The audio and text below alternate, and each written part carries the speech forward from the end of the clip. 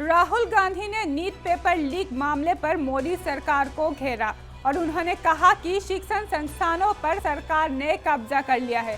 और बता दें कि राहुल गांधी ने कहा है कि ये बहुत ही महत्वपूर्ण है कि जो लोग दोषी है उन्हें कानून के दायरे में लाकर कड़ी सजा दी जाए। और राहुल गांधी ने नीट मुद्दे पर यूजीसी नेट परीक्षा रद्द होने पर कहा है कि ऐसा इसलिए हो रहा है क्योंकि हमारे सभी संस्थानों पर कब्जा कर लिया गया है और हमारे कुलपतियों की योग्यता के आधार पर नहीं बल्कि इसलिए रखा जाता है क्योंकि वे एक विशेष संगठन से है और इस संगठन और भाजपा ने हमारी शिक्षा प्रणाली में प्रवेश किया है और इसे नष्ट कर दिया है। और बता दें कि नरेंद्र मोदी ने नोटबंदी के साथ ही अर्थव्यवस्था के साथ जो किया है वो अब शिक्षा प्रणाली के साथ किया गया है और यही कारण है कि आप पीड़ित है और एक स्वतंत्र शिक्षा सिस्टम को ध्वस्त कर दिया गया है।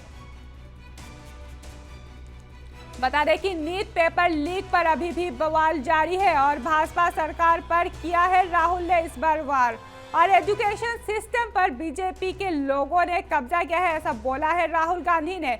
और नीट विवाद पर इस बार बोल उठे राहुल गांधी और दोषी को कड़ी सजा की मांग की है राहुल ने।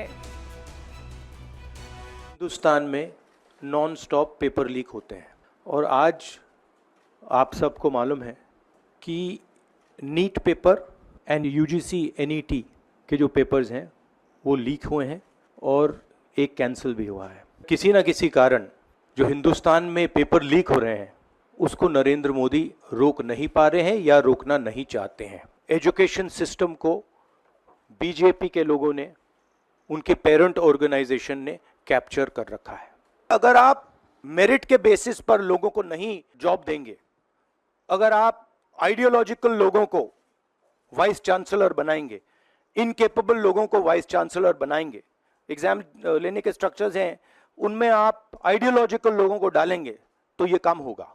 इस कैप्चर को फैसिलिटेट नरेंद्र मोदी जी ने किया है और ये एक एंटी नेशनल एक्टिविटी है। देश जानता है कि इसका पहले एपिसेंटर मध्य प्रदेश हुआ करता था, वहां पे 40-50 लोगों की हत्या हुई थी। आप जानते हो कि गुजरात में, उत्तर प्रदेश में और मध्य प्रदेश में इन चीजों का एपिसेंटर है।